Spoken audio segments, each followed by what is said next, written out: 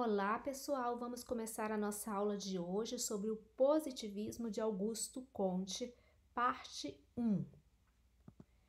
Nós vamos trabalhar nesta aula 15 lições, tá?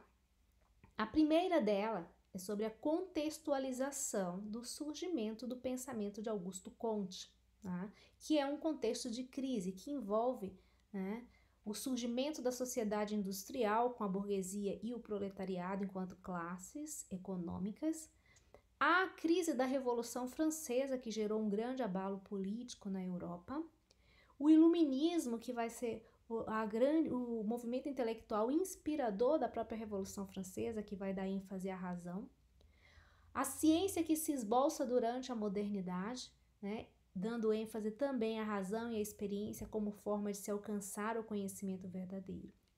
Então, a partir dessas caracterizações, nós vamos entrar no pensamento de Augusto Comte, que é o positivismo, e suas características. Então, na lição 6, nós vamos tratar das dimensões desse pensamento. O que ele vai considerar legítimo, qual é o método, né, de investigação do real para que se possa alcançar a verdade. Dentro da teoria do positivismo, nós também vamos ver a lei dos 3 estados, onde Comte vai tratar, né, da evolução da humanidade, das etapas que essa humanidade passa, que são 3 etapas, né, o estado teológico, que vai ser o momento em que a sociedade, os homens vão buscar as causas primeiras, a origem das coisas, o estado metafísico, que o homem vai dar ênfase, então essa humanidade vai dar ênfase às ideias, e o estado positivo, que vai dar ênfase aos fenômenos, né, da natureza e, né, portanto, né, a investigação desses fenômenos enquanto ciência. Então, esses 3 estados teológicos.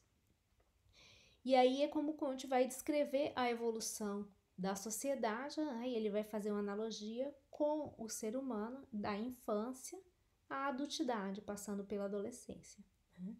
E a partir de então ele vai construir uma ciência que estuda a sociedade. E ele vai chamar num primeiro momento de ciência social, né? E seria então o estágio mais evoluído dessa sociedade. O estágio mais evoluído, a ciência mais evoluída, que é a ciência social, né, como a última das ciências. E o método empregado, então, né, que nessa ciência social a gente vai ver como que se dá, é o método das ciências naturais, as influências que o Augusto Comte tem no seu tempo, que é de Saint-Simon e de Condorcet, e os campos essenciais do positivismo, do estudo da sociedade, que tem a ver com ordem e progresso, que aí vai deixar o gancho para a nossa parte 2 do estudo do positivismo.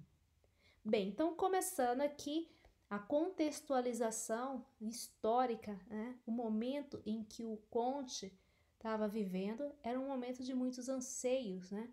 De muitas crises. Então a gente tem aí o contexto da Revolução Industrial e Francesa e o Iluminismo, né? Esse período marca o fim da modernidade, que foi um período de transição, né, entre 2 sistemas econômicos, né, o sistema feudal para o sistema capitalista, e a Revolução Francesa então coroa a abertura da Idade Contemporânea com a afirmação do sistema capitalista de produção que se dá, né, a partir da Revolução Industrial, que já aconteceu na Inglaterra e está aí, né, já desenvolvida nesse momento, certo? Então, todas essas transformações necessitavam ser explicadas, e aí a necessidade de surgir uma ciência que estudasse essas transformações sociais, né? Ao mesmo tempo, era um momento de crise, as pessoas tinham essa sensação e tinham a sensação que algo precisava ser feito, precisava, né, se dar um encaminhamento a essas crises. Então, né, essa primeira caracterização da sociedade é a sociedade industrial, né? Essa sociedade industrial gera uma nova dinâmica social, né? A gente tem o surgimento aí do proletariado, né, que é a grande classe dos operários, dos trabalhadores dessas indústrias, né? A forma como eles vivem, isso vai alterar a dinâmica da vida, a sociedade vai se transformar, vai se tornar mais urbana, né? Então, tudo isso, a urbanização, migrações de pessoas para o trabalho, essa proletarização, as novas formas de pobreza que surgem também são fenômenos sociais muito novos e que vão gerar aí, né, uma necessidade do estudo, né, do que está acontecendo e como encaminhar essas pessoas, né. Um outro fator muito relevante no surgimento do positivismo e do pensamento de Comte é a Revolução Francesa. Por quê? Porque a Revolução Francesa foi muito violenta, causou um profundo abalo nas elites europeias. Então, se precisava entender como funcionava a sociedade justamente para evitar o colapso que a Revolução Francesa causou, né? Então, ela significou a queda da monarquia e a progressiva instauração do processo democrático na Europa, né? Garantindo aí os direitos do homem, trazendo as noções de liberdade, fraternidade e igualdade, que foram lá os lemas do próprio iluminismo, né? Então, isso causou um grande terremoto nas tradições políticas da Europa. Esses novos ideais políticos inauguravam novas formas de organização do poder, né? E, ao mesmo tempo, se pensava em como evitar novos colapsos sociais, né, que colocassem essas elites em risco, como a Revolução Francesa colocou. Então, a necessidade de ordem, ela estava muito presente, né, dentre essas elites, e Augusto Comte ele vai externar essa posição.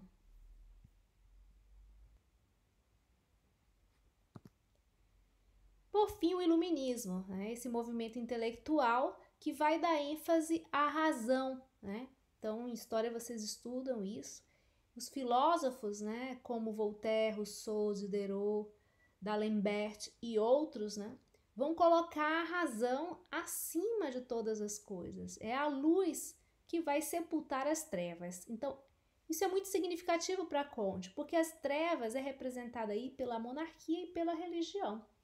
Então, a religião aí também vai ser um fator importante de crítica de Comte, né, a todas essas estruturas presentes até então nesta sociedade. Que já vinham sendo feitas essas críticas e essa mudança desde o Renascimento no século XV, né? E aí, durante a modernidade, a gente tem também o nascimento da ciência, né? Nós temos aí o embate de dois sistemas filosóficos que vão dar a base do pensamento científico, então a gente não pode deixar de falar da contribuição do Descartes, né? Em que ele traz aí um método de investigação, que é a partir da dúvida metódica, que vai romper com certos dogmas incontestáveis da Idade Média, né?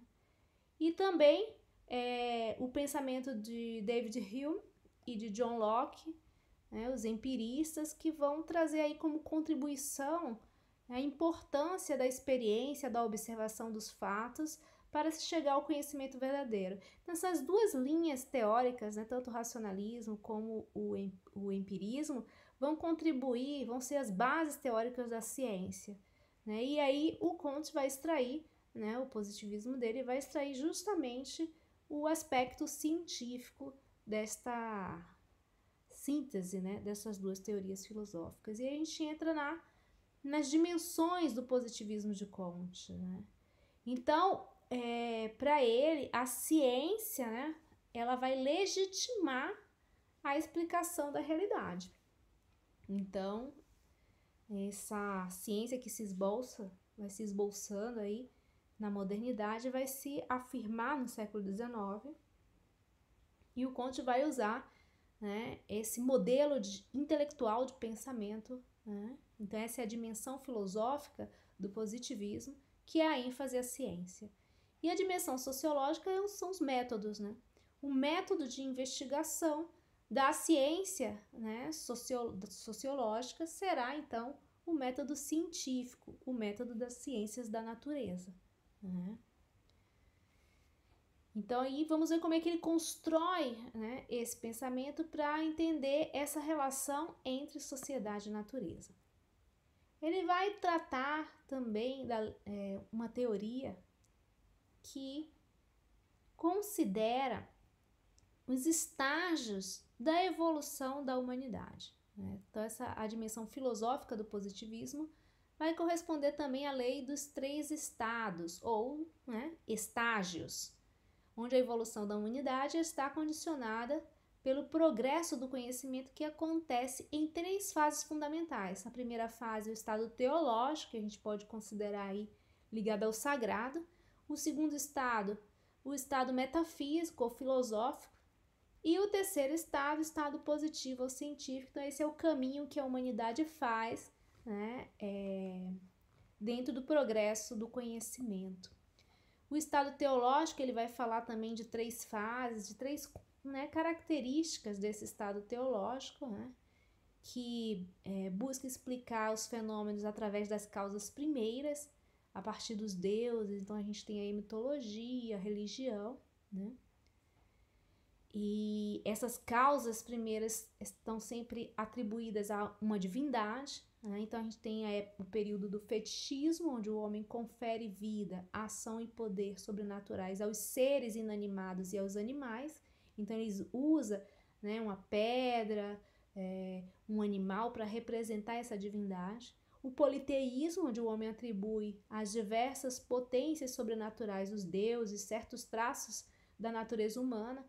Então a gente pode pensar aí na mitologia grega, né, motivações, vícios, virtudes, né, os diversos deuses aí presentes, né, na própria mitologia. E o monoteísmo, quando se desenvolve a crença em um Deus único, que são as religiões que a gente tem aí monoteístas, como o cristianismo e tudo mais, né, judaísmo e islamismo e outros. O segundo estado ou estágio é o estágio metafísico, né, onde as causas divinas são substituídas por causas mais gerais, as entidades metafísicas, né? E essas entidades são abstratas, são ideias, né, que explicam sobre a natureza das coisas e a causa dos acontecimentos. O princípio da causalidade é atribuído, então, a essências que estariam nos objetos e os definiriam. Então, é um conhecimento, né, racional, abstrato, né? E aquele tal conhecimento que nós estudamos em filosofia, estável, fixo. Então, esse é o estado metafísico, mas ainda muito num campo racional, abstrato. E o terceiro estado, o estado positivo científico, né?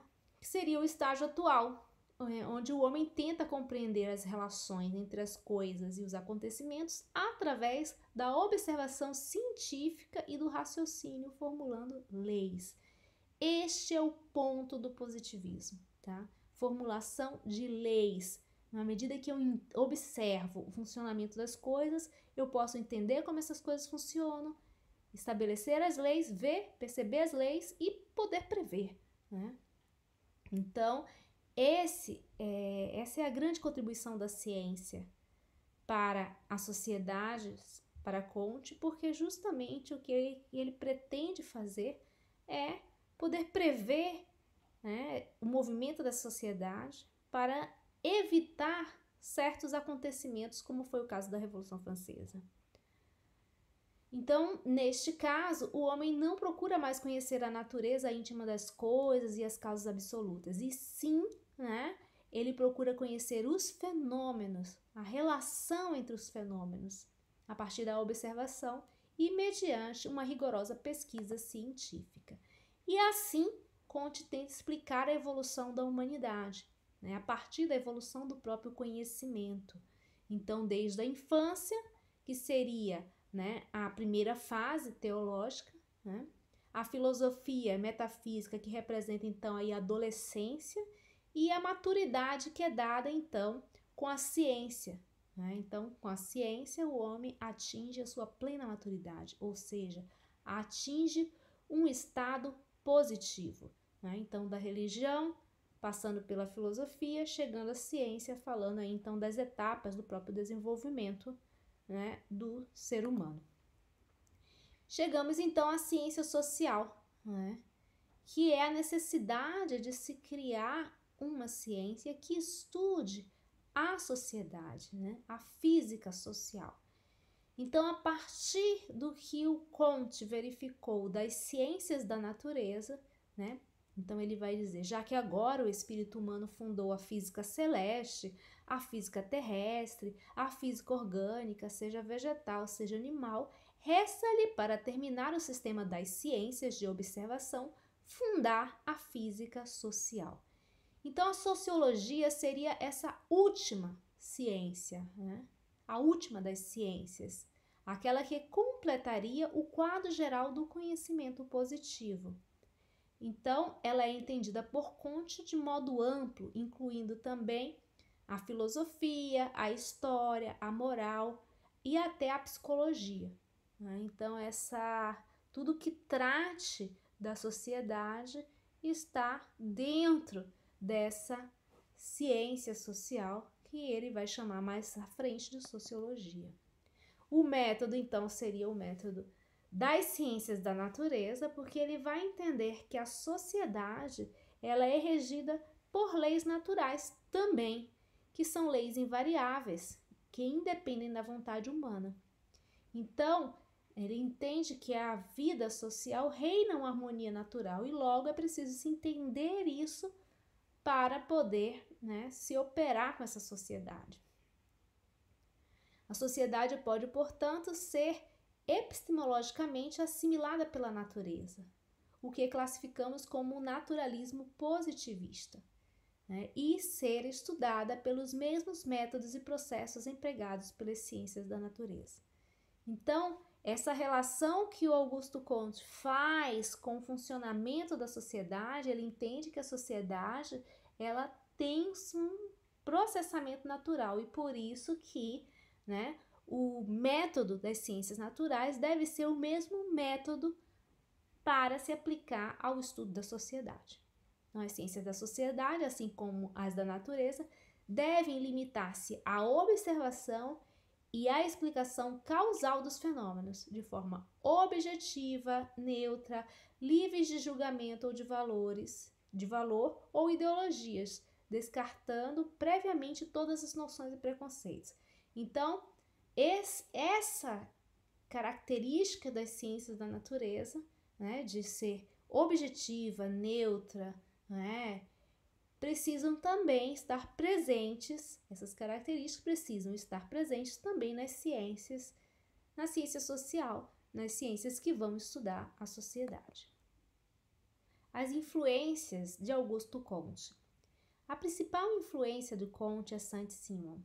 Saint-Simon ele foi influenciado por Condorcet, que escreveu um texto sobre o esboço de um quadro histórico dos progressos do espírito humano. Assim como Galileu, ele aplicou o método matemático ao estudo da realidade física, né? Mas também a ideia de aplicar os métodos da ciência da natureza para o estudo da sociedade recebeu um impulso ainda maior com Saint-Simon, né? No qual Augusto Comte foi colaborador entre os anos de 1817 e 1824. Então, Saint-Simon ele aprofunda a ideia de Condorcet, né, aplicando as descobertas do método científico ao estudo dos fatos morais e sociais. Então, né, ele vai bem a fundo. Então, os dois consideram que existe apenas uma ordem, que é a ordem física. E é aí que nós temos a ciência positiva, né? Não há duas ordens de coisas, há apenas uma, a ordem física, e Saint-Simon reforça isso, né, a partir do pensamento de Condorcet. Os campos essenciais do positivismo, né, ou da sociologia aí, criada por Augusto Comte, diz respeito a dois campos, que é a estática e a dinâmica. A estática social estuda as condições constantes da sociedade, né? Ou a ordem, então, a ordem dessa sociedade. E já a dinâmica vai estudar as leis de desenvolvimento histórico, ou seja, o progresso, ou seja, a mudança. Então, a gente tem aí duas palavrinhas muito importantes do pensamento kantiano, que é ordem e progresso que estão aí na nossa bandeira. Então, o que significa isso para o Brasil? O que significa essa ordem e esse progresso para a Conte? Nós vamos aprofundar isso então na nossa próxima aula.